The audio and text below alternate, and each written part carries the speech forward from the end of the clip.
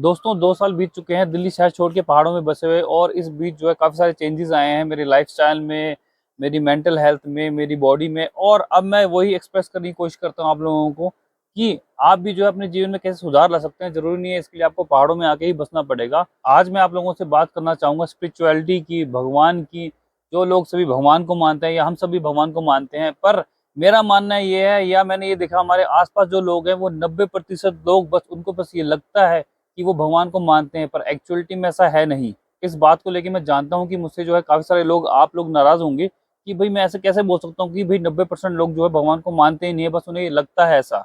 Actually में दोस्तों भी आपने काफ़ी सारे लोग दिखे होंगे जो भई सुबह-शाम जो है पूजा-पाठ करते हैं, अपनी शॉप पे, घर पे या हर जगह जो है वो पूजा के कार्य करते हैं, फिर भी उनके जीवन में या हमारे जीवन में वो शांति क्यों नहीं आ पाती या वो सुखद एहसास क्यों नहीं आ पाता? मैं इस टॉपिक में जो है अभी पैसों की बात लेके नहीं चल रहा है, क्योंकि ज़्यादातर लोग जो भी भगवान को इसलिए पूजते हैं ताकि जो है वो पैसा पा सकें।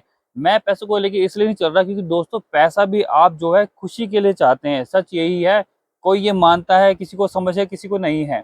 स्पिरिचुअलिटी या भगवान को मानना सिर्फ ये नहीं है कि आप सुबह-शाम जो है भगवान के सामने पूजा कर रहे हैं। स्पिरिचुअलिटी और जो लोग भगवान को मानते हैं, वो सब ये मानते हैं कि कोई ऊपर है, भगवान है, अल्लाह है, ईश्वर है, या आप उसे कोई भी नाम दे सकते हैं, कोई पावर है जिसने हम सभी को बनाया है। मगर दोस्तों हम भगवान के बनाए हुए नेचर को, इंसानों को, जानवरों को, पेड़-पौधों को, जो हमें भगवान ने चीज़ें दी हैं, अगर हम इनकी रिस्पेक्ट नहीं करते तो इसका मतलब दोस्तों ये हुआ कि हम भगवान को नहीं मानते। अब आप में से कई लोग मुझसे ये सवाल पूछना चाहेंगे कि ऐसा क्यों? भई भगवान को मानना, नेचर को रिस्पेक्ट करना या इंसान को रिस्पेक्ट करने के बराबर क्यों है? क्योंकि अगर आप बोलते हैं कि आप भगवान को मानते हैं, तो आपको जो है भगवान का मार्ग अपनाना पड़ेगा। भगवान का मार्ग अपनाने का मतलब ये है कि जो भगवान ने जो चीज़ें बनाई हैं, उनसे मिल-जुल के रहना। आपको ये समझना पड़ेगा कि हम सभी जो है एक पे आश्रित हैं, या हम सभी जो हैं वो एक ही हैं। पेड़-पौधे जो हैं हमें आहार देते हैं, हमें खाना देते हैं, हमें ऑक्सीजन देते हैं। ये नदियाँ, ये पहाड़, अगर हम भगवान के बनाए हुए नेचर को ही रिस्पेक्ट नहीं कर रहे, या हम इंसान को रिस्पेक्ट नहीं कर रहे, या हम जानवरों को, पेड़-पौधों को रिस्पेक्ट नहीं कर रहे, उनका ध्यान नहीं रख रहे, या हम आपस में ध्यान नहीं रख रहे, तो सिर्फ ये हमारा एक भ्रम है कि हम भगवान को मानते हैं। भगवान को मानने का अर्थ ही दोस्तों ये है कि भगवान की बनाई हुई राह पे चलना, करुणा भरा भाव रखना, सबके लिए जो है सम्मान रखना, यही जीवन है दोस्तों। अगर आप लोगों को दोस्तों ये विश्वास नहीं होता तो आप इसे अपना के देखिए। आप अपने आस-पास के लोगों का ध्यान रखिए, देखना फिर जो वही प्यार है वो आपके पास घूम के जो है वापस आएगा। या आस-पास के जानवरों को ध्यान रखेंगे तो वो प्रेम भाव वो सिर्फ जो है सिर्फ इंसानों में ही नहीं है दोस्तों, वो आस-पास के पेड़-पौधों में, आस-पास के जानवरों में, वो सभी में है। शायद आप लोगों को ये लग रहा होगा कि ऐसा नहीं हो सकता, भई ऐसा कैसे है कि भई इंसान तो चलो, इंसान से आप प्यार करेंगे तो वो आपको रिटर्न में प्यार देता है, लेकिन पेड़-पौधे या जानवर ऐसा कैसे कर सकते हैं?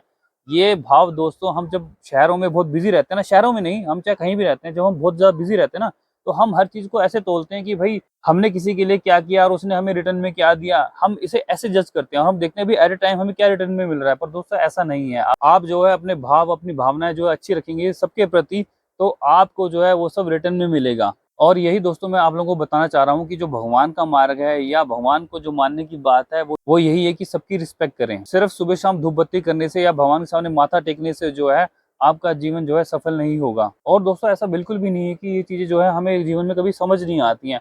आप अगर देखेंगे तो जितने भी हमारे बुजुर्ग हैं, वो ये सब सेम बातें हमसे जो है रिपीट करते हैं या हमेशा हमें समझाते हैं। पर जब हम एक एज में होते हैं, जब हम एक मिडल एज में होते हैं या अपनी स्टार्टिंग एज में होते हैं, तो हम इन सब चीज़ों की रिस्पेक्ट नहीं करते। पर एक उम्र के बाद ये सबको रियलाइज़ेशन होता है कि असलियत में ये दुनिया कैसी है और क्या है, और भगवान को मानना क्या है। आपके बुजुर्ग और आपके बड़े हमेशा आपको यही शिक्षा देंगे कि किसी के साथ भी दुर्व्यवहार ना करें, सबका जो है सम्मान करें। यही दोस्तों मैं जीवन में आपके लिए भी चाहता हूँ, अपने लिए भी चाहता हूँ, या सभी के लिए चाहता हूँ। आपको नहीं लगता कि हमें भी इस चीज़ का वेट नहीं करना चाहिए कि एक एज के बाद जाके या एक ओल्ड एज में जो है हमें सब चीज़ें जो है समझ आएँ?